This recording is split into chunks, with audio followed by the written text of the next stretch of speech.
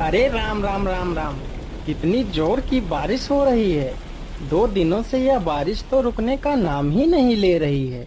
मुझे लगता है अब जल्दी ही मेरी छत से पानी टपकने लगेगा। तभी उधर से एक शेर बारिश से परेशान होकर छिपने की जगह ढूंढते ढूंढते उसी किसान की झोपड़ी के पीछे बने तबेले में घुस जाता है, जिस तबेले में उस किसान के कुछ गधे बंधे हुए थे। अंधेरा ज्यादा होने के कारण शेर गधों को देख नहीं पाता है और उन्हीं के बीच जाकर खड़ा हो जाता है।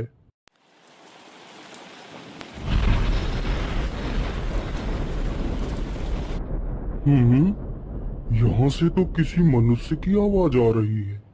चलो चुपचाप बैठा रहता हूँ, जैसे ही यह आदमी मेरे करीब आएगा मैं इसे खा लूंगा।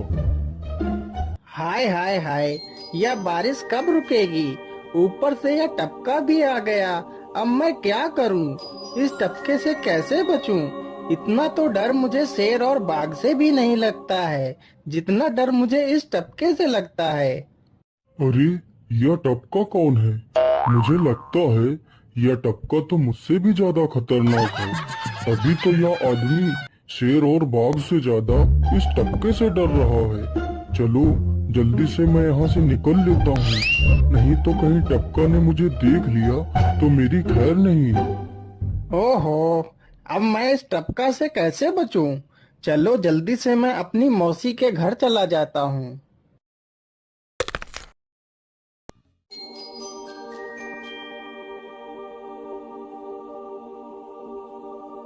अरे चल चल, गधे की औलाद, यहाँ पर छिपा हुआ बैठा है। अरे चल जल्दी। अरे ये क्या, जिसका डर था वही हुआ। यह टपका तो मुझ पर हावी हो गया।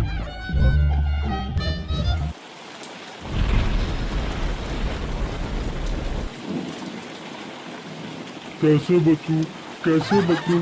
इस टपका से मैं कैसे बचूं? हे भगवान, मेरी सहायता करो, मुझे इस टपका से बचाओ। मैं आज के बाद किसी प्राणी को नहीं मारूंगा। मैं मांसाहार छोड़ के शाकाहारी बन जाऊंगा। भगवान मेरी रक्षा करो। शेर को दौड़ते दौड़ते रात से सुबह हो जाती है।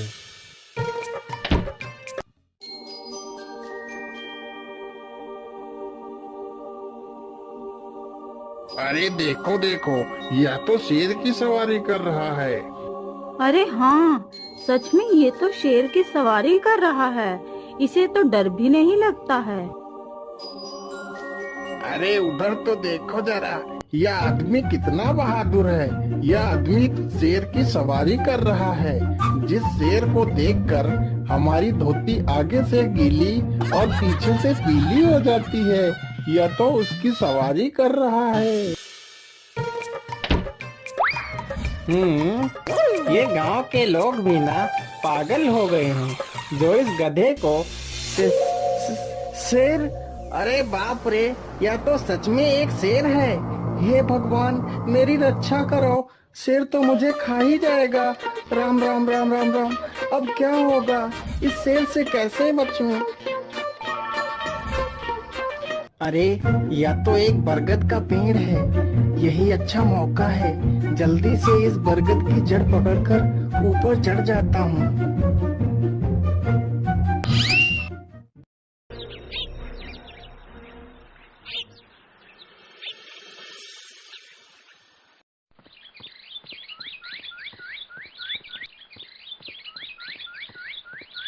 अरे शेर भैया, तुम इतनी जोर जोर से भागते हुए कहाँ जा रहे हो? आप तो बहुत डरे हुए लग रहे हो। आप तो जंगल के राजा हो, आपको किसका भय है? टपका, वो टपका मेरी जान के पीछे पड़ा है। अरे शेर भैया, जरा मुझे बताओ वो टपका है कहाँ? अरे भालू भैया, वो टपका मेरी पीठ से उतरकर उस बरगद के पेड़ पर चढ़ गया है। उसने मुझे रात भर खूब दौड़ाया है। वो तो भगवान का शुक्र है कि मैं जिंदा बच गया। चलो शेर भैया, मुझे उस टपके के पास ले चलो, जरा मैं भी तो देखूं आखिर ये टपका है कौन। अरे नहीं भालू भाई, बड़ी मुश्किल से तो मेरी जान बची है। मैं अपनी जान फिर जोखिम में नहीं डालूंगा। तुम्हें जाना है तो जाओ। अच्छा अच्छा, ठीक है शेर भाई, तुम यहीं रुको। मैं अभी बरगद के पेड़ पर देख कर आता हूँ। आखिर ये टपका है कौन? जाओ जाओ बच्चों, जब वो टपका तुम्हारे ऊपर हावी होगा तो पता चलेगा। अरे कहाँ है यह टपका जिसने राजा जी की हवा टाइट कर दी? चलो इस पेड़ पर चढ़कर देखता हूँ। अरे बाप रे बाप, शेर क्या अकेला कम था, जो ये भालू भी आ गया। मुझे लगता है कि आज मेरी मौत निश्चित है। भालू पेड़ पर उल्टा होकर चढ़ने लगता है। तभी किसान और तेज से कांपने लगता है। कांपने की वजह से किसान के हाथ से छड़ी छूट जाती है और उल्टा होकर चढ़ रहे भालू के पिछवाड़े पर जा लगती है। भालू धड़ाम से जमीन पर गिरता है।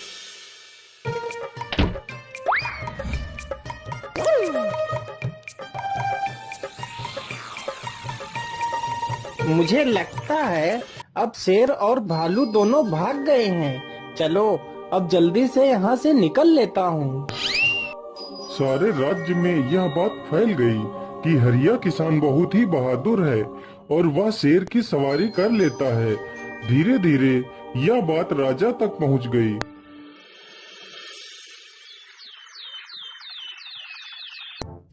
महाराज, क्यों न हम पड़ोस के गांव से हरिया किसान को बुलवा लेते हैं। वह बहुत ही बहादुर है।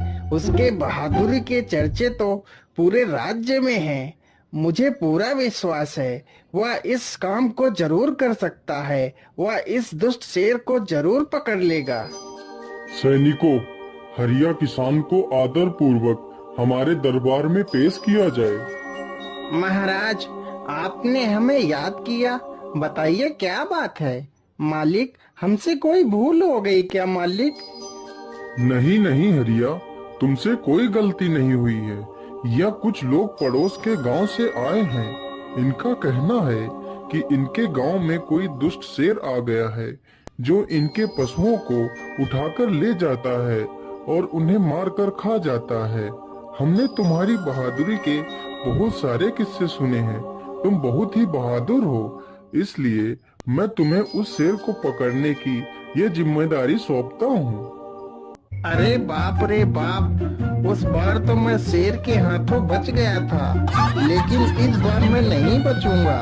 अगर मैंने महाराज को सच सच बता दिया तो झूठ बोलने के जुर्म में मुझे फांसी पर ही चढ़ा देंगे। अरे हरिया, तुम मन ही मन क्या बड़बड़ा रहे हो? कुछ नहीं महाराज, कुछ नहीं। मैं सोच रहा था कि मैं शेर को कैसे पकड़ूं। ये लो हरिया, कुछ स्वर्ण मुद्राएं रख लो, ये तुम्हारे काम आएंगे। क्या करूं, कैसे पकड़ूं उस शेर को?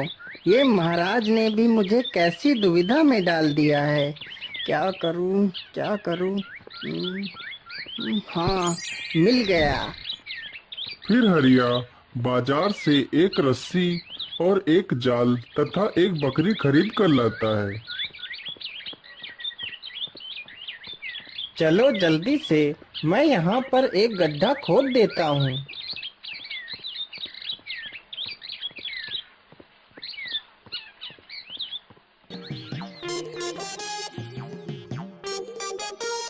गड्ढा तो खोद दिया।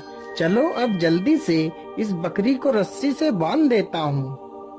हरिया ने बकरी को रस्सी से बांधकर गड्ढे में खड़ा कर दिया और जाल को लेकर पेड़ की डाल पर बैठ जाता है। थोड़ी ही देर बाद जब बकरी को भूख लगती है तो वह चिल्लाने लगती है। अरे, यह तो बकरी के चिल्लाने की आवाज है, लेकिन यह आवाज आ कहां से रही है? आसपास तो कोई नहीं दिख रहा है। मुझे लगता है यह आवाज उस पेड़ के पास से आ रही है। चलो चलकर देखता हूँ।